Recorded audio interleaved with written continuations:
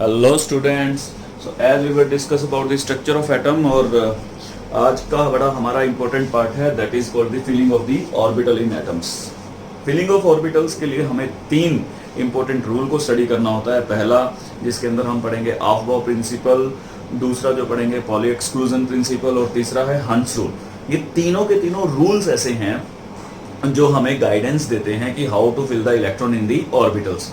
Orbitals के अंदर electrons को फिल करने के लिए प्रॉपर रूल्स बने हुए हैं। उन रूल्स को फॉलो करने के लिए ये तीनों के तीनों रूल्स जो हम अब पढ़ने वाले हैं ये हमें बहुत ज़्यादा हेल्पफुल होंगे। So let us discuss one by one all the rules and principle. So now we will discuss about the filling up of the electron. और जो हमारा पहला प्रिंसिपल है that principle is called Aufbau principle. Aufbau principle means, इसका German language में अगर हम meaning देखें तो it means a building up. इसका मतलब क्या है? बिल्डिंग अप, कि हम बिल्डिंग अप कर रहे हैं, इलेक्ट्रॉन को फिल कर रहे हैं। सो यहां पर एक रूल है, उस रूल को हमेशा याद रखना है। That rule is in the ground state of the atom, atom की ग्राउंड स्टेट में the electrons are filled in order of their increasing energy. यानी कि जिसके पास कम एनर्जी होगी इलेक्ट्रॉन पहले वहां फिल होगा और जिसके पास ज्यादा एनर्जी होगी इलेक्ट्रॉन उसके बाद में फिल होगा। फॉर एग्जांपल हमने 4 ऑर्बिटल की स्टडी की, जैसे S, P, D and F। So S की एनर्जी हमेशा कम होती है, P की एनर्जी उससे ज्यादा होती है, D की एनर्जी उससे ज्यादा और F की एनर्जी सबसे ज्यादा होती है। अगर हम इन चारों की बात करें तो ठीक है, हमारे पास अभी तक ये 4, अगर पीरियोडिक टेबल में भी देखें तो यही 4 ब्लॉक्स हैं S, P, D, F। तो उसी के बेसिस पर पीरियोडिक टेबल बना रखी है और उसी के बेसिस पर इनका एनर्जी पैटर्न बना हुआ है। ठीक है, S has the least energy and F has the highest energy among these 4। ठीक है, तो इन सबको समझना है और इसी के बेसिस पर अब हमें ये चीज कैलकुलेट करनी है, या ये कैसे पता चलेगा कि एनर्जी किसकी कम है और एनर्जी किसकी ज्यादा है। ठीक है, सो अभी वो समझते हैं कि एनर्जी को कैसे कैलकुलेट करते हैं। सो ऑफ-बाउ प्रिंसिपल के अकॉर्डिंगली अब हम इस एनर्जी को कैलकुलेट करना सीखते हैं कि how to calculate the energy. उससे पहले एक छोटा सा डेमोन्स्ट्रेशन देखते हैं। से हमारे पास जो ऑर्बिटल्स हैं these are 1s, then we have 2s, then 2p, then 3s, then 3p, then 3d, क्योंकि इसमें अब 3 आ जाएंगे, देन वी हैव 4s। एक बार यहीं तक बात करते हैं और उसके अंदर फिलिंग करने की कोशिश करते हैं कि क्या है। सबसे पहले इलेक्ट्रॉन किस में जाएगा? S में। S में 2 इलेक्ट्रॉन जा सकते हैं, तो 1s1 और 1s2 की कॉन्फ़िगरेशन हमें यहां से मिलने वाली है। देन वी हैव 2s, फिर किस में जाएगा? 2p में, और 2p में 6 इलेक्ट्रॉन जा सकते हैं। तो टोटल यहाँ तक 6, 2, 4 और 6, 2, 8 और 2, 10। यहाँ तक हमारे 10 यानी कि नियॉन तक कॉन्फ़िगरेशन यहाँ तक कंप्लीट हो रही है। Then we have 3s, 3s में जाएगा। आपको लगेगा कि वो भी किस में जाएगा? 3d में, पर ऐसा नहीं है। वो पहले किस में जाएगा? 4s में, देन उसके बाद किस में एंटर करेगा? 3d में। उसी को चेक करते हैं, कैलकुलेशन ऑफ एनर्जी। ठीक है, इस एनर्जी कैलकुलेशन के लिए हम कौन से रूल को फॉलो करेंगे? दैट इज N+L रूल को फॉलो करने वाले हैं। N+L रूल क्या कहता है? N+L रूल के अंदर हमें यह बताता है कि जिसकी वैल्यू N+L की, जिस ऑर्बिटल की वैल्यू कम होगी उसकी कम एनर्जी, जिसकी वैल्यू ज्यादा होगी उसकी ज्यादा energy. Now let us discuss about the 3d and 4s। So 3d की N+L की वैल्यू निकालते हैं। ये सेम बात हमने एजीमुथल क्वांटम नंबर के अंदर भी की है कि not only n is responsible for the calculation of the energy, उसके साथ साथ L की वैल्यू को भी हमें कैलकुलेट करना है एनर्जी के लिए। So for the 3d we have n is 3 and L is we have 2 value, तो इन टोटल वी हैव 5। तो टोटल कितनी वैल्यू आ गई इसकी? 5। तो 4s देखते हैं। तो 4s के लिए n की वैल्यू क्या हुई? 4 हुई और L की वैल्यू क्या हुई? 0 हुई। तो इन टोटल वी हैव 4। अब देखिए कि 4 इज लेसर देन 5, तो 4 लेसर है। 4 किसकी वैल्यू आई है? 4s की, और 5 किसकी वैल्यू है? 3d की। So it means 3d has the greater value than 4s।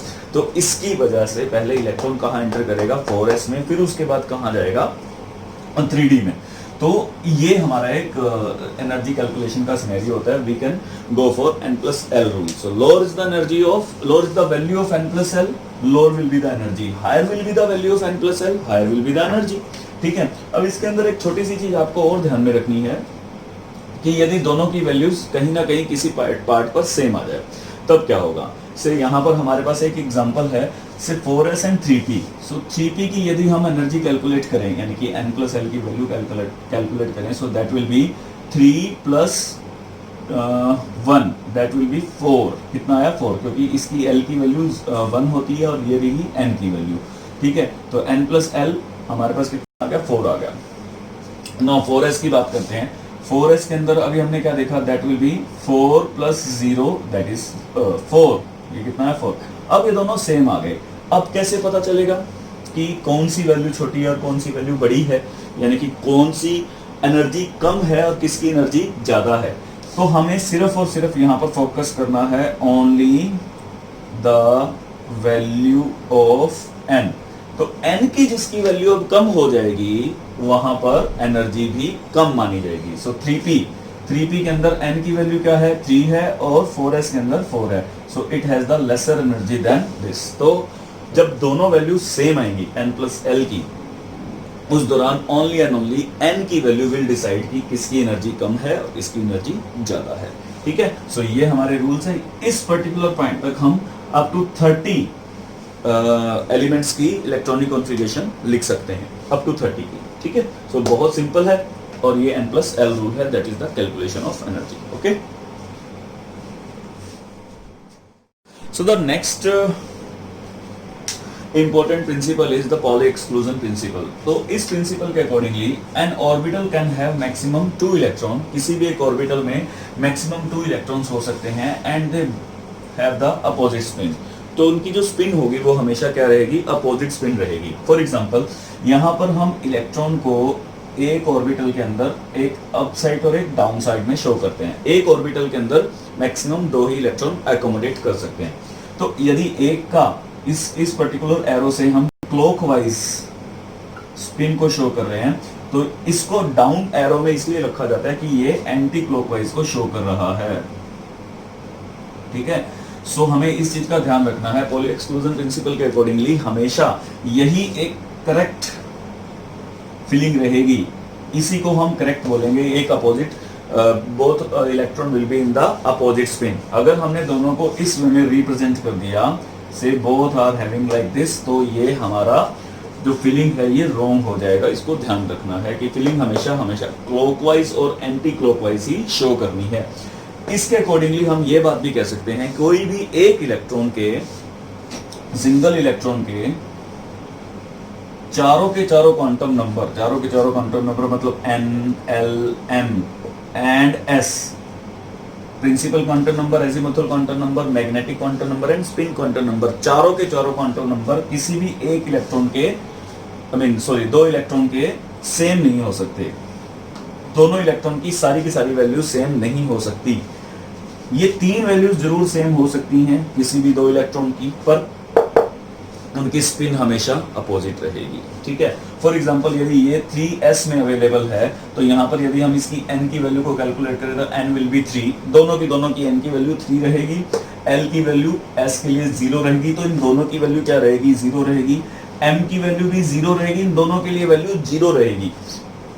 But what about s? तो एक इलेक्ट्रॉन की वैल्यू +1/2 रहेगी और एक इलेक्ट्रॉन की वैल्यू -1/2 रहेगी।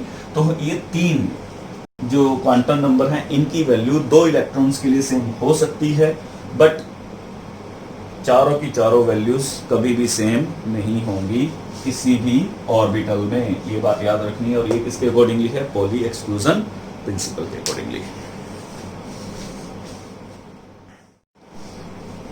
So the next important rule is hertz rule. Hertz rule ने जो इलेक्ट्रॉन की पेयरिंग है ऑर्बिटल्स के अंदर, उसके बारे में रूल दिया। That rule is electron pairing in p, d and f। s include नहीं है क्योंकि s के अंदर इतनी कोई ज्यादा इसके अंदर जरूरत नहीं पड़ती है। Orbital can't occur until each orbital of a given subshell contain 1 electron। It means क्या है, सो p के अंदर कितने फर्दर ऑर्बिटल्स हैं, we have 3 orbitals, px, py and pz, like this. तो यदि मान लीजिए कि यहाँ पर एक इलेक्ट्रॉन को फिल करना है फॉर 1 इलेक्ट्रॉन, तो हम यहाँ पर इसको फिल कर देते हैं। This is px, this is py and this is pz। 2 electron को फिल करना है तो दूसरा इलेक्ट्रॉन यहाँ पर आ जाएगा अकॉर्डिंग टू दिस। तीसरा इलेक्ट्रॉन जब फिल करेंगे तो तीसरा इलेक्ट्रॉन यहाँ पर आएगा। पेयरिंग कब स्टार्ट होगी, अनटिल अनलेस कि सभी के सभी ऑर्बिटल को एक एक इलेक्ट्रॉन नहीं मिल जाता। चौथा इलेक्ट्रॉन जो होगा वो यहाँ पर आएगा। मींस कहने का कि पेयरिंग तब स्टार्ट होगी जब हर किसी ऑर्बिटल के पास एटलीस्ट एक एक इलेक्ट्रॉन आ जाएगा। ऐसा नहीं है कि फॉर 2 इलेक्ट्रॉन, यदि मुझे 2 इलेक्ट्रॉन p में फिल करने हैं तो हम इसको इस वे में फिल कर देंगे। ये रॉन्ग हो जाएगा, ये इनकरेक्ट है। ठीक है, हमें इसे ऐसे फिल नहीं करना है, हमें सबको पहले एक एक इलेक्ट्रॉन को देना है, देन आफ्टरवर्ड्स पेयरिंग स्टार्ट करनी है। पेयरिंग ऐसा नहीं है कि और ऑर्बिटल्स तो फ्री पड़े हुए हैं और हमने एक ऑर्बिटल के अंदर 2 इलेक्ट्रॉन देके वहां पर पेयरिंग कर दी, ये गलत है। So first of all every electron will be distributed to each of the orbital, afterwards the pairing will be started। तो पेयरिंग यहाँ पर स्टार्ट होगी। तो ये है हंट्स रूल। ठीक है, एस में इसलिए नहीं होता क्योंकि एस कंटेन ओनली 1 ऑर्बिटल, तो यहाँ पर आपके पास सिर्फ यही ऑप्शन बचता है, दूसरा कोई ऑप्शन नहीं है। सो इस वजह से जैसे डी है, डी के अंदर कितने होंगे? सो फॉर डी है 5 ऑर्बिटल्स।